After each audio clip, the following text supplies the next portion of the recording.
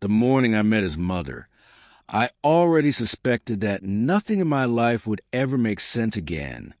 I had been dating Adrian for 2 years, a brilliant astrophysicist with an awkward smile and an encyclopedic knowledge of star maps. I thought I knew everything about him.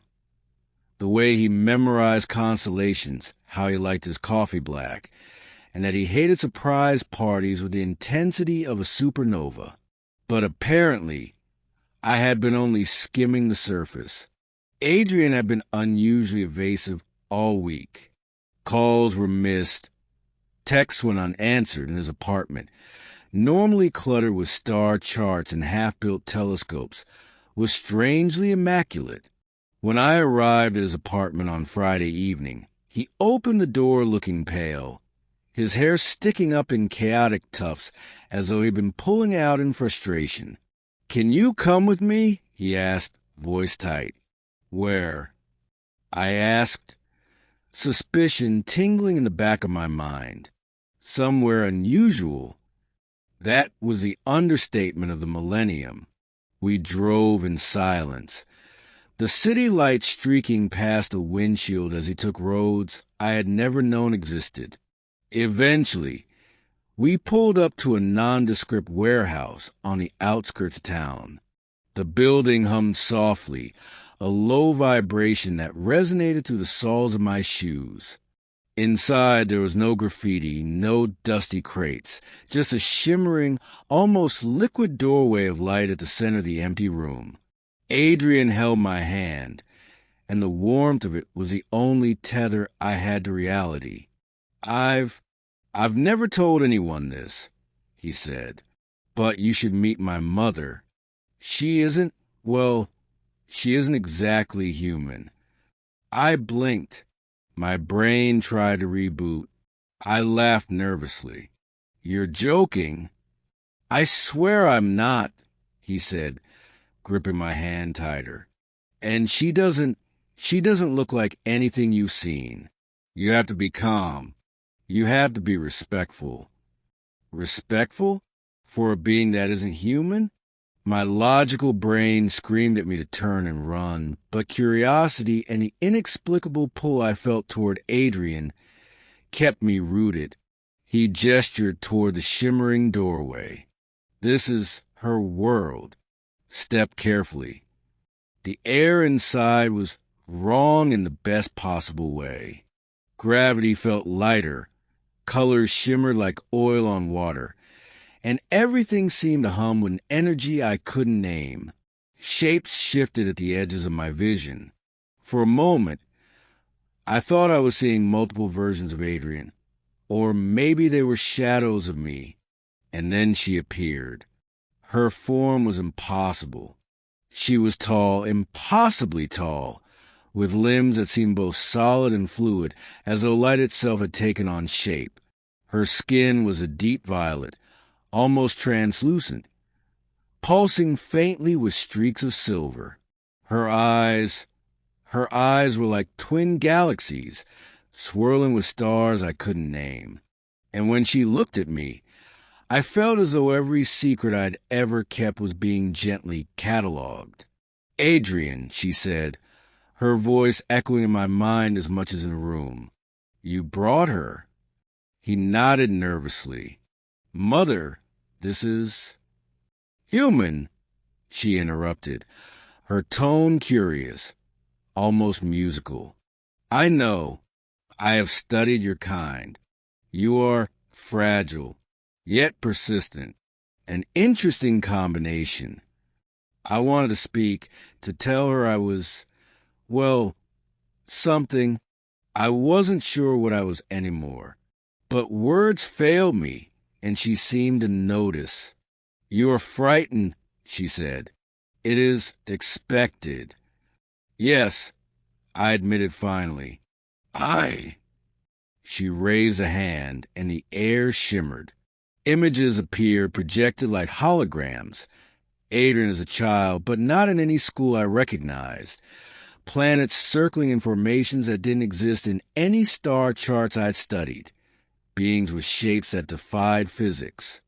I realized in that moment that I had been living next to someone whose life was stitched from the fabric of a universe I had never even glimpsed. "You must understand," she said, "I am not cruel, but I am protective. Adrian is special, very special. And you have potential." "Potential?"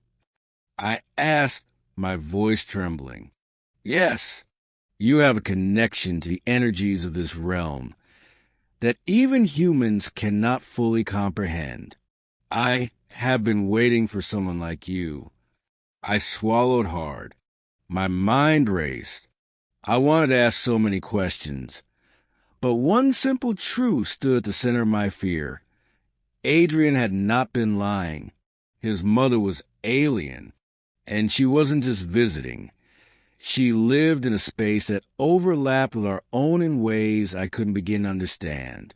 The conversation, or what I could call a conversation, continued in bursts of thought, gesture, and projection. I learned that Adrian had been raised partially on Earth, partially on our planet, a place called Lyridus. He was considered a hybrid, a bridge between human curiosity and alien intellect. And she, his mother, had been observing her for centuries, studying our species to ensure that her son could navigate both worlds without causing catastrophic imbalance. "You humans," she said at one point, projecting images of wars, deforestation, and technological marvels, "you are chaotic, beautifully chaotic. I was not certain Adrian could survive here, yet he has thrived. And you're proud of him?" I asked, more in awe than irony.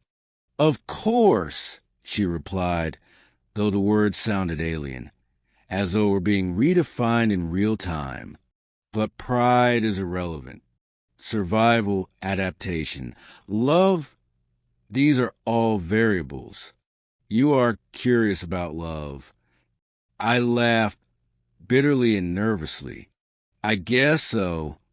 She studied me for what felt like an eternity. Then she smiled, or at least what I interpreted as a smile. "Then we shall see if you are worthy of Adrian's trust." And suddenly, she reached out. I felt a touch, not with my skin, but inside my mind. Memories, emotions, flashes of understanding, all exchanged in a single heartbeat. I saw Adrian's childhood fears, his joy, his confusion. I saw her decisions, her sacrifices, her love. And I realized meeting her was not a trial. It was a transfer, a passing of understanding. Hours, or perhaps minutes, passed.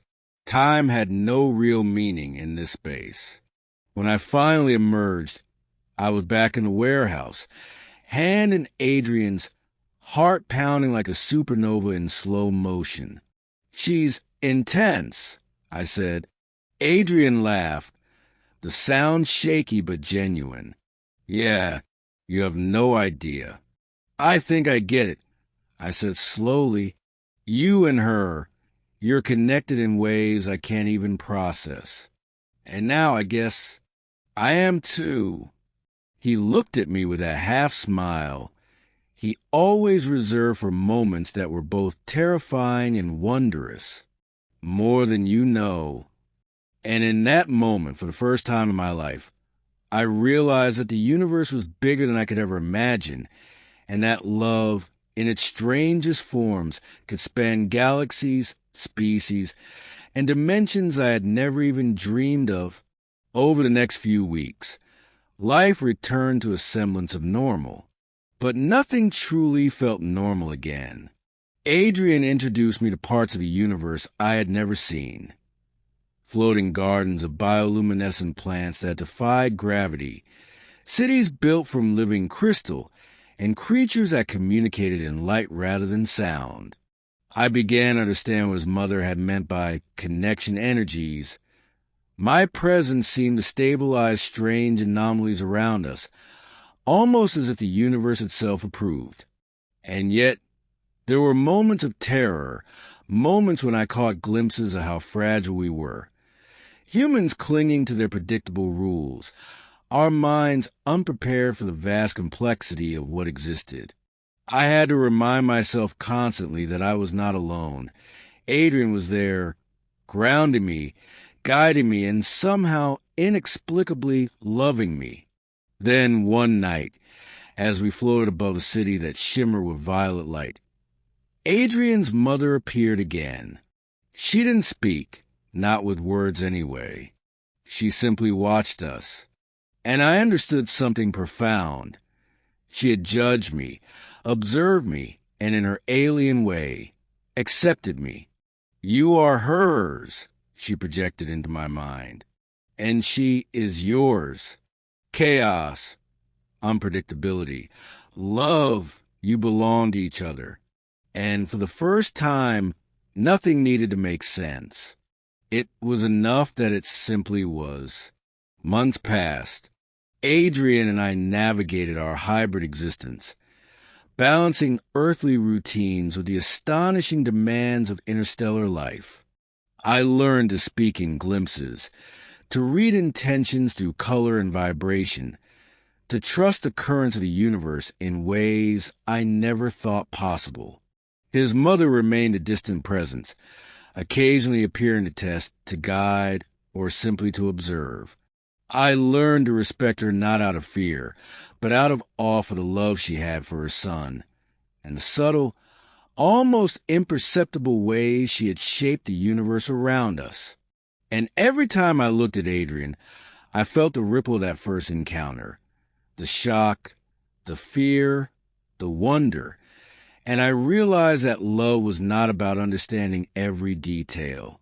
It was about accepting the impossible and choosing to move forward anyway. By the time a full Earth year had passed since that first meeting, I understood one final truth. The universe may never make sense, and that was okay, because some connections, the ones that mattered most, transcended logic, species, and even time itself. The day I met his alien mother, nothing made sense. But in the chaos, I found everything I didn't know I'd been looking for. Wonder, courage, and a love that could span worlds.